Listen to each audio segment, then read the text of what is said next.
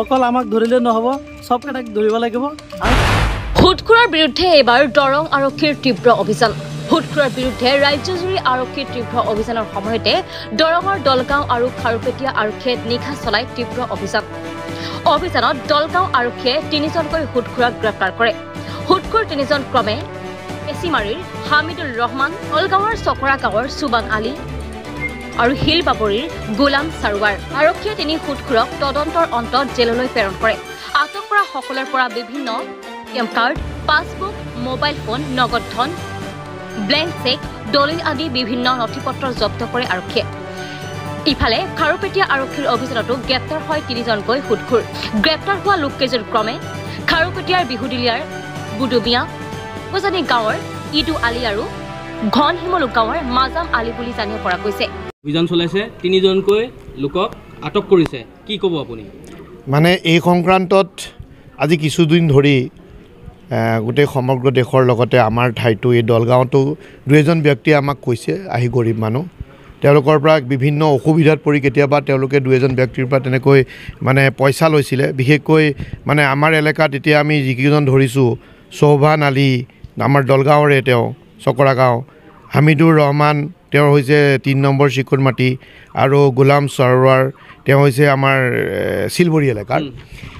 আমি এতিয়া তেওঁলোকক কালি এই মানুহখিনিৰ মানে খবৰৰ ভিত্তিত আমি এই এলেকাটোত বহুকেইজন ব্যক্তিৰ ঘৰত গৈছোঁ, তালাচী কৰিছোঁ, আৰু এই মই নাম কোৱা 3জন ব্যক্তিৰ ঘৰৰ পৰা আমি কিছু আপত্তিজনক নথিপত্ৰ পাইছোঁ। মানে তেওঁলোকে কি কৰে, এটিএম কাৰ্ড লৈ লয় আৰু ব্লেংক চেক লৈছে, তাৰপিছত দলিলত লিখাই লয়, ইত্যাদি ইত্যাদি আমি ডকুমেণ্টছখিনি পাইছোঁ আৰু সেইখিনি আমি জব্দ কৰিছোঁ।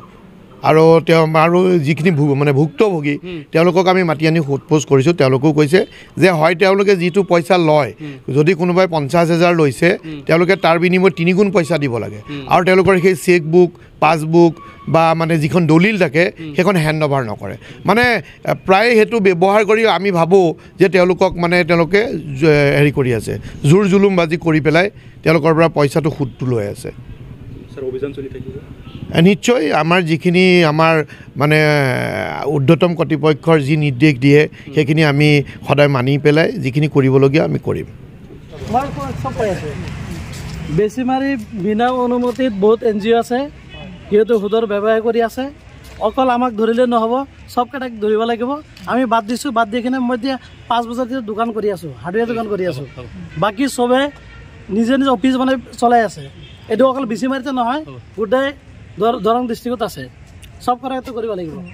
এইখিনি মোৰ দাবী থাকিল। বেচিমাৰীতে 50টাৰ ওপৰত NGO আছে। নাম জানিলে কি NGO-সমূহৰ? NGO আপুনি চালে অফিচ বনাই আছে, আপুনি এতিয়া পাব গ'লে। লোকে সুদ খায় নেকি? ইয়াতো চবে ব্যৱসায় কৰি আছে। আপোনাৰ নামটো? হামিদুৰ ৰহমান। হামিদুৰ ৰহমান, ঠিক আছে।